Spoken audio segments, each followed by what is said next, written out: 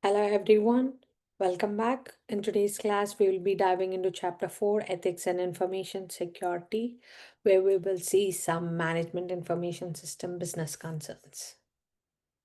So, in this chapter, we are going to explore two important things. One is about ethics, and the other one is about information security. Ethics is something how well you manage information, are you using it responsibly, and what kind of ethical choices are you making in today's digital world. And if you are talking about information security, it is about how well are you protecting the data. Is it valuable data that you're protecting, how their businesses are protecting it, and how the assets, cyber threats are misusing it.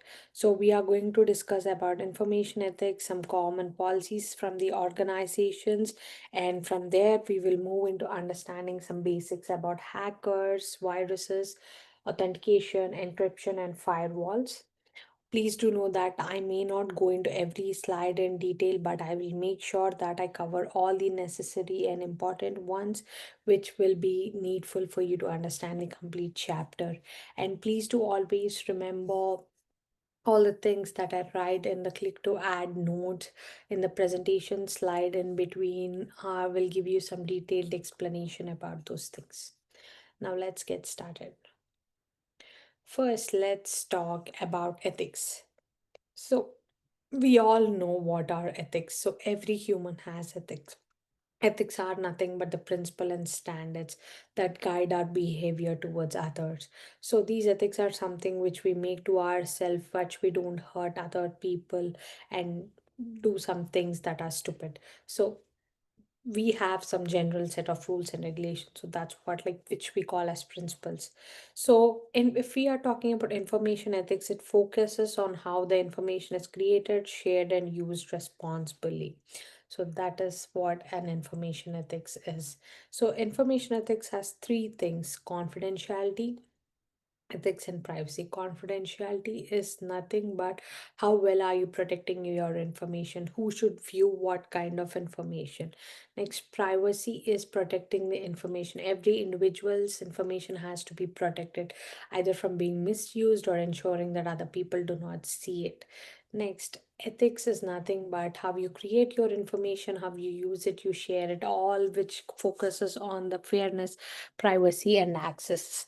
So it always ensures that you use your information responsibly and you justify it properly. So this is how in the information we maintain the trust, security, and behavior while handling it. So, every business has some issues which are related to ethics. First, we have copyright. So, it's like using someone's photos for advertising, counterfeit software, creating a duplicate software for Word, Excel, like that. Next, digital rights management, controlling access to copyrighted material. So, like if you know about patents, so somebody has created something, you can just cannot steal it from them. It's like similar to the intellectual property, like the logos, designs, your smartphones designs, logos of companies like that. Next, pirated software. These are like a unlawfully copied software. So they crack the original version of a software and make it available to everyone without the need of buying it. So these are some of the legal issues that every business sees. So in this information age, ethical information handling is more critical than ever, because today everything is available to everyone and everyone is watching everything, getting access to everything. So that is why it is very hard to handle these days and more critical and sensitive. So next, let's talk about legal versus ethical, something that can be legal but not ethical. So when we are talking about legal and ethical, you can see four different quadrants there, which where one is legal, unethical, digital and unethical, illegal but ethical. So every quadrant has its own way. So if we are talking about quadrant one, legal and ethical, this quadrant represents which is lawfully and morally acceptable. So like paying fair wages to all the employees in the company according to the standard rules of the government. So in quadrant two, we have illegal but ethical. So in some countries, you must have heard about whistleblowers that expose corruption. So it is illegal to hack someone's data and expose it outside, but according to them, it is ethical to their principles. In quadrant three, we have legal but unethical. So this is something that can be done lawfully, but it is unethical to do it, like taxes. So a lot of people use their companies to do these taxes, use their company profits and like to keep them under that name rather than putting on their own. So it is a kind of legal way to reduce the tax, but it's unethical because they're not paying by the society. In the quadrant, we have illegal and unethical. It's like stealing or hacking someone's information, getting into a system. So we do have some definitions which are about data scrapping and data harvesting. Data scrapping is nothing but where you extract all the information from the website and save it on your system. Data harvesting is something where you collect and extract large information from a source, and it means you have an automated analysis, storage, and you use all that data for different business purposes. So here the information does not have any kind of ethics, but the people that are using the information should have ethics. Yes, that is true because information is everywhere today. It does not speak for itself. The people that are getting that information are responsible enough for that. So here we have digital trust, where the confidence that companies protect their personal data. Every company's responsibility is that they protect the data. Next, e-discovery. So when there's a case that is going on the company, they need to submit the files or they need to give them the information. So at that time, the company need to produce everything into the legal evidence. So they gather everything, they identify all the digital information, audacity and everything, they put it together. So both these concepts are very important in a data management, where the digital trust focuses on the confidence, whereas the e-discovery focuses on retrieving and securing the digital evidence. So as I told before, information does not have ethics, but people do. So these are the different things about the information secrecy. So a bank ensures always that, so when you're working in a company or you work for an organization, every level of working people have their own level of access. Let's talk about us. So what I see on canvas is different from what you see. So you're authorized to see just that content, so it's a different level you're in, I'm in a different level. If you're talking about banking employees, every employee cannot look at all the data.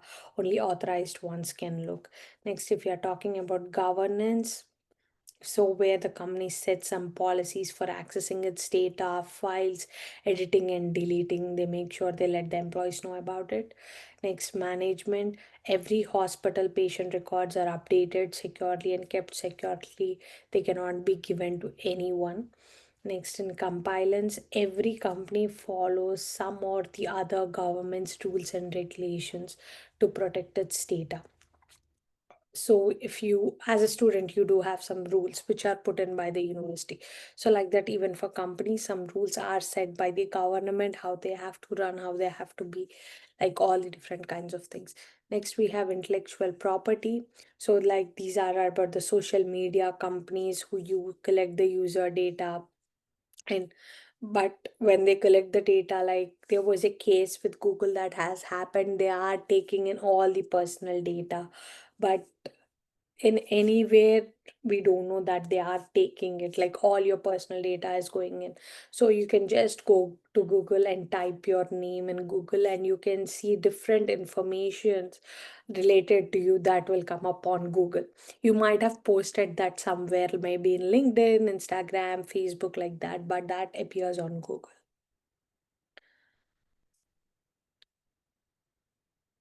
So with lot of technology being developed, with lot of changes, there are some ethical considerations that are surrounding around artificial intelligence and machine learning. So there are three things here, which is AI expandability, transparency, and hallucination. Expandability is nothing but understanding AI decisions. So today, if you apply for a job, if you go to LinkedIn, you search for a job, for a single job, you see thousands of applications. So the recruiter does not go into every application and find it. So they have some AI tool with them where they insert some keywords. According to that keywords, whichever resume has those keywords, that comes, only those resumes will be selected. Then they look into a deep dive into them. So, like a bank, today, if you apply for a loan within seconds, you can know if it is accepted or rejected because AI algorithm is running that for you. Next, we have AI transparency, knowing how the AI model works. So it's like I, as a professor, share you the grading criteria with the students. So I'm giving you a detailed explanation of how you're going to get your score.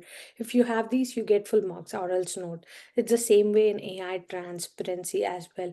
You will know how to work around how is the decision being made, like the self-driving cars today that we are seeing around. Why is like self-driving cabs that you see in California. So these are like first self-driving cars that are around. So they make the decisions by themselves because they are incorporated by an algorithm already. Next, we have AI hallucination. It's like when AI invites false or make up information. Today, AI, if you see Instagram, you see a lot of videos that is generated by AI. Like you on a flight when it's going in the sky, they show a snake on the wing. There these days there was a viral video going on Instagram, like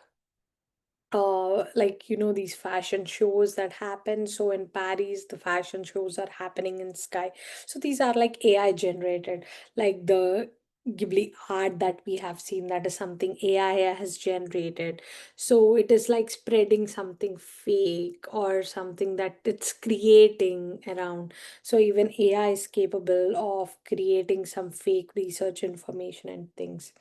So always do remember that good ethics do build trust, and trust is very critical in today's digital economy. Next, let's talk about the different kinds of e-management policies in an organization. So the first, we have ethical computer use policy. Any person working in the organization will have a set of rules of how their computer has to be used. So because everything will be tracked by the company, it's like a general rules how the system has to be used. Next, we have in this same ethical computer policy, they discuss about click fraud, competitive click fraud, cyberbullying is also another thing that is very much strictly taken into consideration today. Even if you apply for a lot of companies, they take your social media details, they check your accounts if you bullied someone, or did you make any threats, or did you do some unnecessary post, everything will be checked. So a threat is nothing but it's like an act or an object that possesses danger. So even in this computer policy, these all things will be explained. Next, we have information privacy policy. So these are like the guidelines for collecting and using personal data. As if you remember, I told before, every government sets some rules of how some of the government affiliated or some companies how they have to operate. Every organization has some rules they need to follow. So GDPR, General Data Protection Regulation, sorry, General Data Protection Regulation, so which is the GDPR. So this is like a set of framework and guidelines used for collecting all the personal information for individuals within the European EU. So this policy is like the general principles for collecting all the information. Next, we have acceptable use policy. So it is like the rules for accessing systems and the internet. So some set of rules will be given to which websites you need to visit and some that you cannot visit, like misusing the company information or resources, or like using them for your personal, it cannot be done. Even there is internet use policy, what websites you have to do research on, like you should not work by seeing movies during your office hours. So all those rules.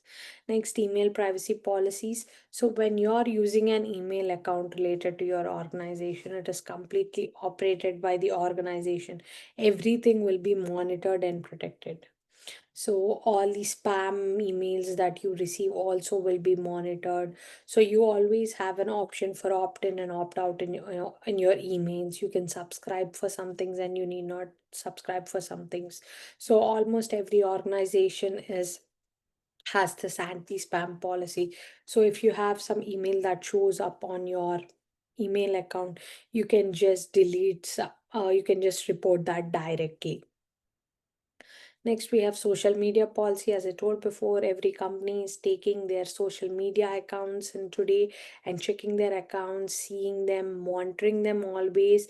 And every company started having a social media manager and a team that is responsible for doing all these kinds of checking with the social media accounts. So this is where a lot of cyberbullying happens. So that's the reason the company started putting this cyberbullying policy. Anything you threat them with a message, you post something bad about them, you make a comment about them, all these things, or you spread rumors about a person, all these things are considered in the social media policy. Next, we have workplace monitoring policy. So, this policy is something like once you enter the company until you leave, whatever you do in the workplace will be monitored by the company. So, the company outlines everything for them. It tells them what they have to do, what are the behavior they have to keep it to be in the workplace, what kind of things they have to look at, where do they go, all their keystrokes, even how what words are they typing on their keyboard, at how much time they do not be near desks, all these things, what kind of things are they streaming on the internet, everything will be checked. Even these workplaces do have some softwares that help them to know what the employees are doing, like keylogger or wrapped software. So it will track every keystroke that you make on the keyboard. Next, we have a hardware keylogger. It is a device that is attached to your system where you do not see exactly where it is attached. So that device will record everything that you type on the system. Next, cookies are something that where you save your login information so that you need not re-enter it. We do it most of the time. Next, adware. So these are like the pop-up ads that show up when you download some software or when you open a website. Next, we have spyware. So this will track passwords and make sure these passwords are sent to the hacker. If somebody has hacked into your system, you don't know if somebody is in your system. So all the saved password, everything goes through them. Next, we have weblog. So it tracks how many users are coming to that particular page. So what kind of pages are you using? Next, we have clickstream. So, and what purpose, from where are you going to that website? From which place to which place are you moving on the internet? So it tracks everything. Let's say you are going on an e-commerce website like Amazon. So from where are you going into Amazon? So everything is tracked so that it can improve the experience for you. But in workplace, they monitor all these things to know what are the employees doing exactly. So with this, we finish about ethics, and next we will talk about information security. So here we learn about the different kinds of hackers, what is security, cyber security, what are cyber attacks, and all these things. First, let's see what is an information security, which is nothing but protecting your data from any kind of attack or misuse. That is security.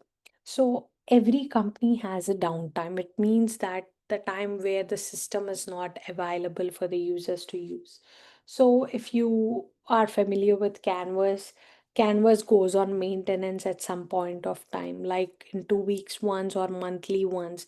So it's like for a 2 hour and an hour. So that time Canvas will not be available for anyone.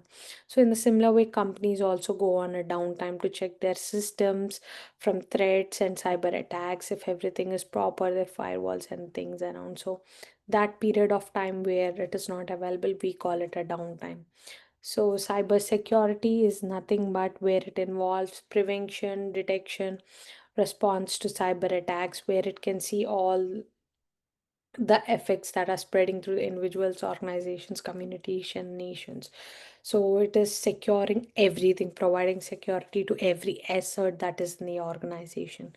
Cyber attacks are the attempts that are made to damage the computer system of an organization.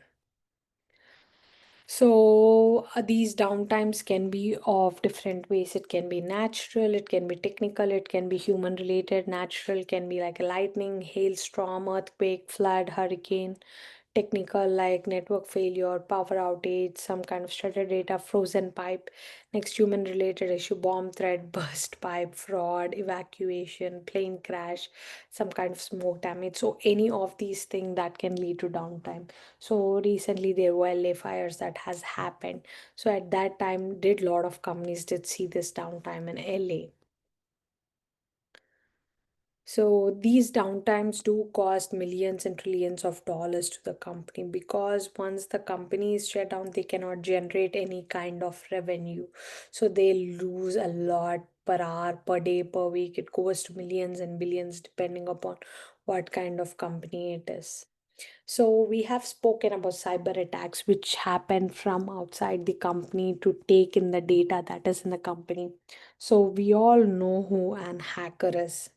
So hackers are of different kinds. So they use their knowledge and technology to hack into the system to gain or make something out of it or make profit to them, or just they're motivated by a challenge to do it. So it can be of any reasons. We have different types of hackers, and every hacker description is given below. So we have black hat hackers. These hackers do illegal things and they do damage. We have white hat hackers who work for the organizations and who try to protect the organization. They are legal and ethical. So they fix everything that these black or like these black hat hackers or bad hackers do. So we have like that cracker, cyber terrorist, hacktivist, and script kiddies. So these script kiddies are like people who watch YouTube videos, tutorials, and stuff around and just try to hack in the system. They are not very skilled because they just look up videos and come to just to give a threat or something. Next, we have a cracker. They are similar to black hat hacker, but they take in all the passwords and look at the encryption access to protect data. So the main focus will be getting passwords and encrypting encrypted data. Next, we have cyber terrorist. So these hackers threat the government or financial institutions if they want something, or a bank if they want money. Next, we have an hacktivist. So these are hacktivists are a kind of illegal but ethical according to them. It is because they have some political cause they want to talk about or social cause. So that is the reason they hack into their systems. So every hacker has their own importance and own value. So, like that, we have different types of viruses: adware, malware, ransomware, scareware, spyware, worm. Virus is like a program that is designed to affect the system, damage the files and things in the system. So, a virus can spread through a simple text, it can spread through an email, it can spread through a document, it can even spread it when you are sharing a file. It can spread anyway. Once a system is affected by virus, anything that comes from that system in any way, the other system that it where it goes through, that system also will be affected. So virus spread pretty much fast. Adware is like the advertisements and pop-up videos that you see around when you try to open a website, free website, like you are opening a website to convert a document to PDF. Some websites do have all those advertisement. Next, we have malware. So this is also a kind of virus similar to spyware and worms. So this is creates a lot of damage and it disrupts the system and tries to steal information from your system. Next, we have ransomware. So it's like a pop-up message that appears on your screen that says that if you pay us this amount, we will release your system, like that. Next, scareware is like a software where it shows like a message and it gives you fake solution saying that if you download this, you will protect your system from virus, you'll protect your system from unwanted causes, like that. So next we have spyware. So this will secretly monitor your system. You don't know it is left behind in your system, and when the time comes, it collects all your information, your browsing habits, personal details without you knowing. Next, we have worm. This is also similar to virus. So they leave something behind even after spreading in the system. So it's just not spreading, they create damage and affect the computers. So these are the different types of viruses that we have. So viruses can come into any way in the system. So these are the different ways that come in: backdoor program, DOS, polymorphic virus, Trojan horse virus. So as I told before, a virus can come in a way in the form of document, email, text.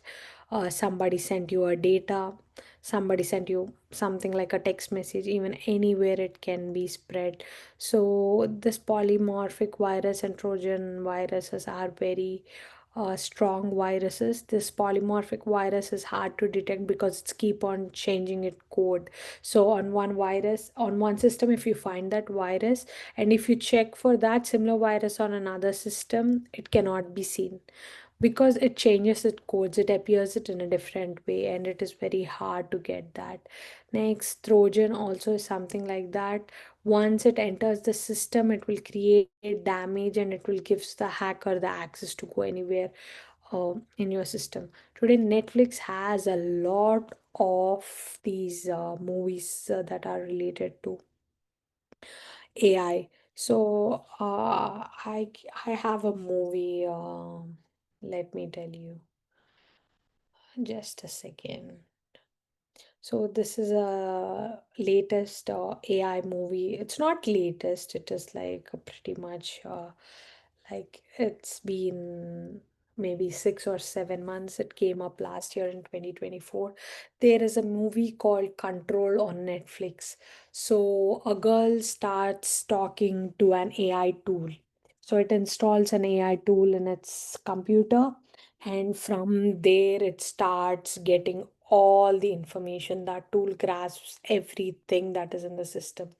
So it takes all its WhatsApp data, Instagram, everything, and it controls that personal life, that person's life, that girl's life a lot.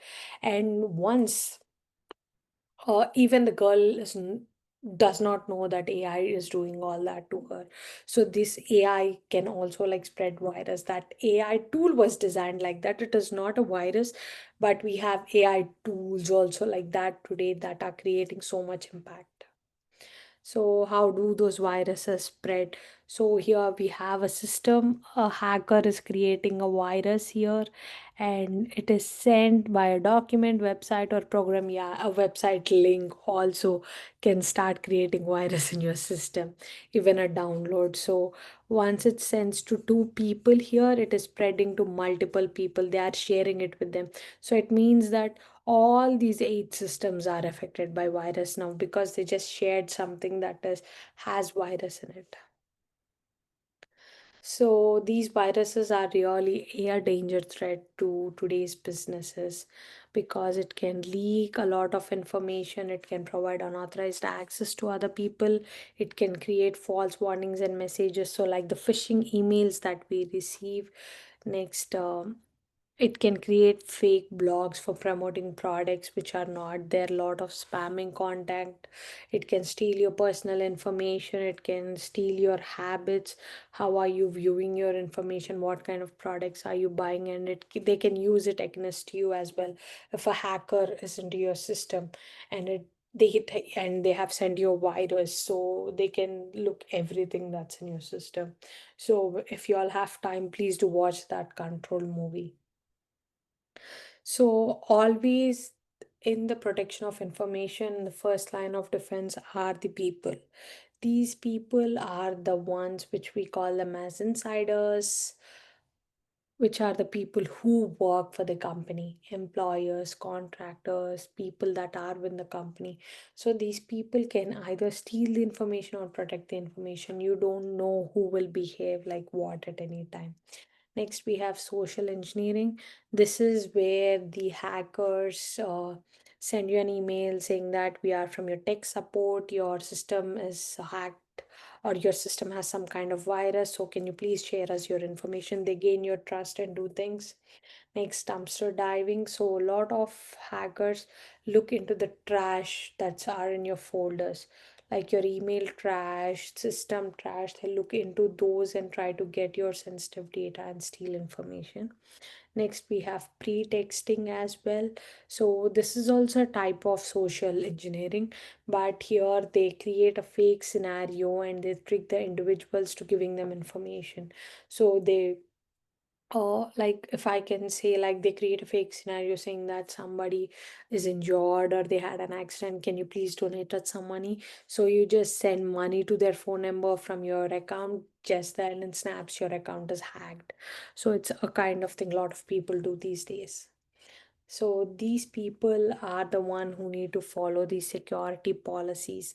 So these policies should be known by every person working in the organization. It's like the rules and regulations that are needed by them to maintain the security. So it is the security plan that is created by the company. How should they manage things around? How what should be implemented? What should be implemented? What should be done by the people? So everything is done by the company. So, in the second line of defense is the technology. So this technology is like the authentication, authorization, like your passwords. So if you are talking about authentication and authorization, so here it's if you are talking about identity theft, someone stole your name or signature and they pretend to be you and open bank accounts in your name. So these things happen a lot. Next, we have phishing. So we have a lot of phishing emails that appear on our system saying that we are from this company, you have won a lottery ticket, please share us your details. You just think that's true and you do it. Next, we have fishing expedition. So this is also way where lot of people get the same email all at once. So when you ask another person in your organization, should you receive this email, it's like, yeah, I also received it. So you get a feeling that it's true.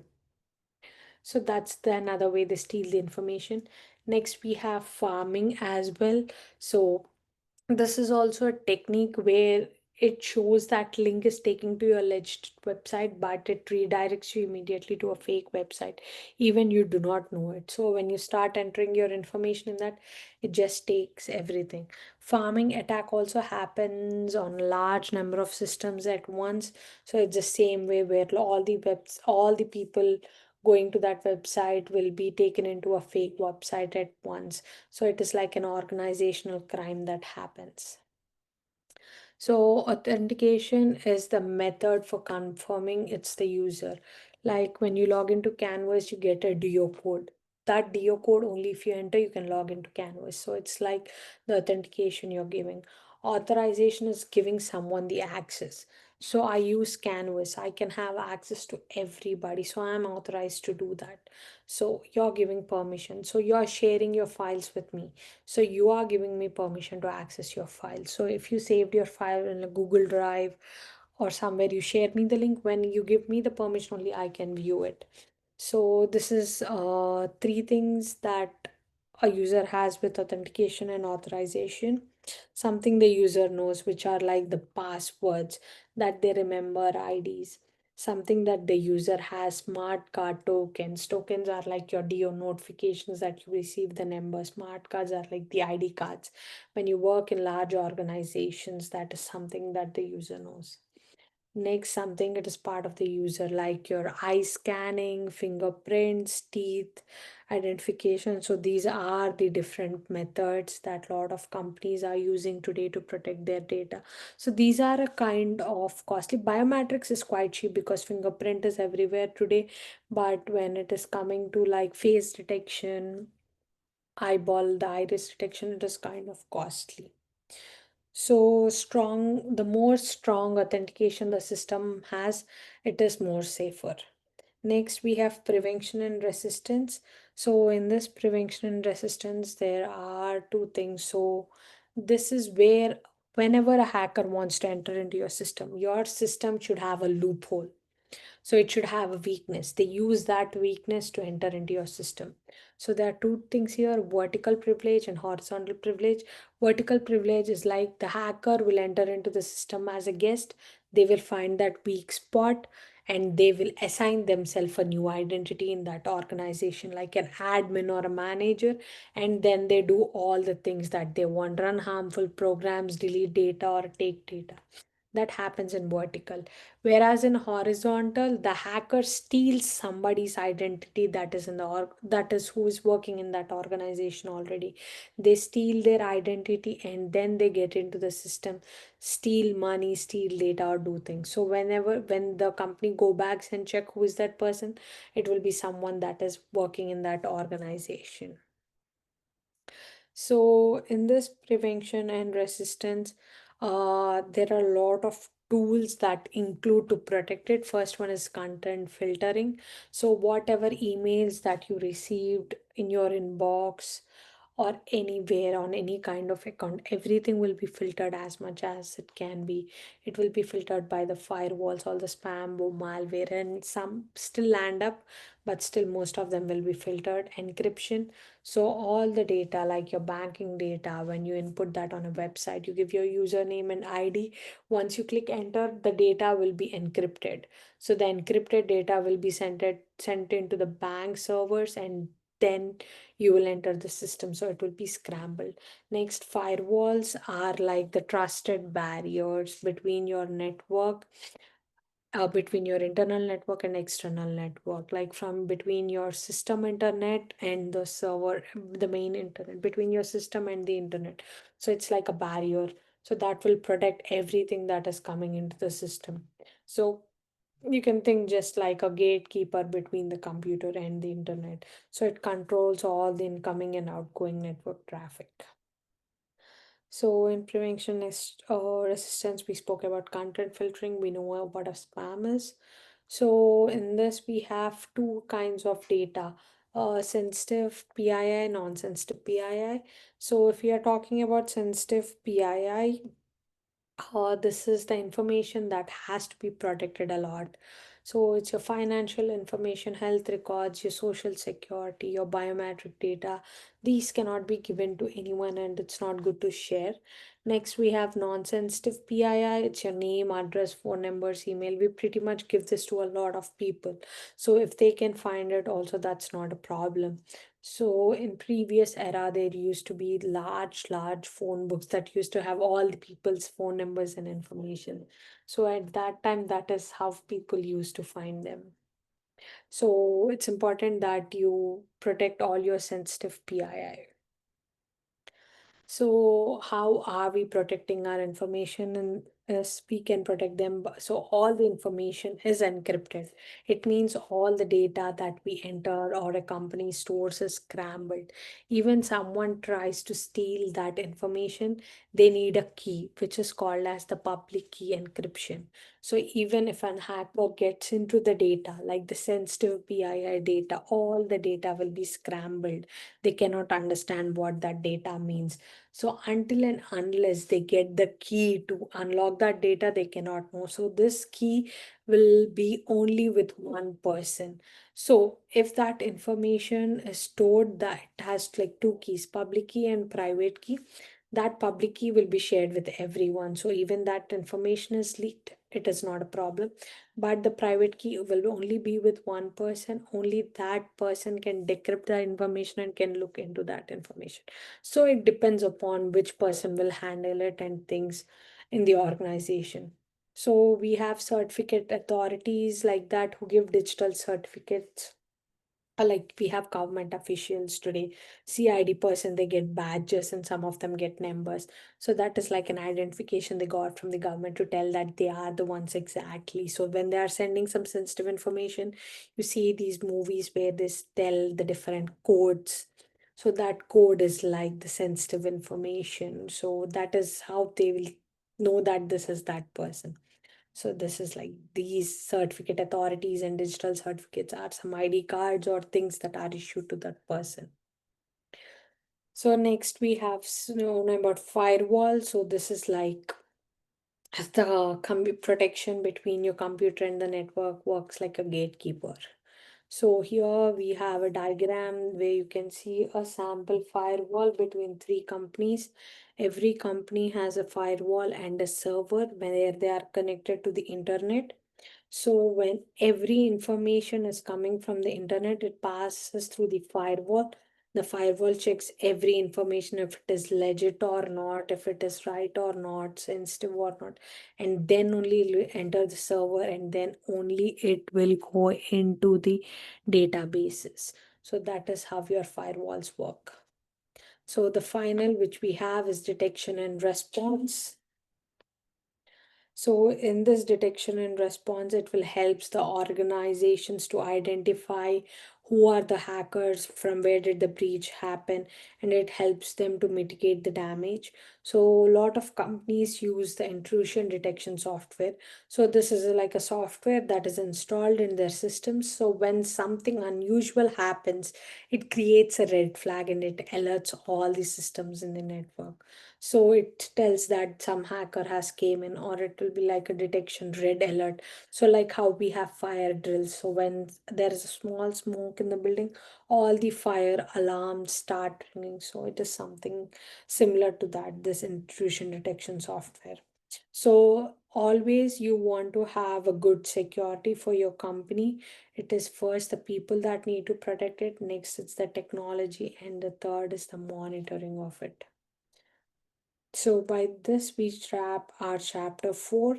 So this chapter we have learned about ethics and security. So protecting information, it is not just technology. It is about the ethics that people have, and people follow the policies, and how proactively the security measures are being updated and protecting all the information. Thank you for learning with me, and see you all in the next chapter. Thank you.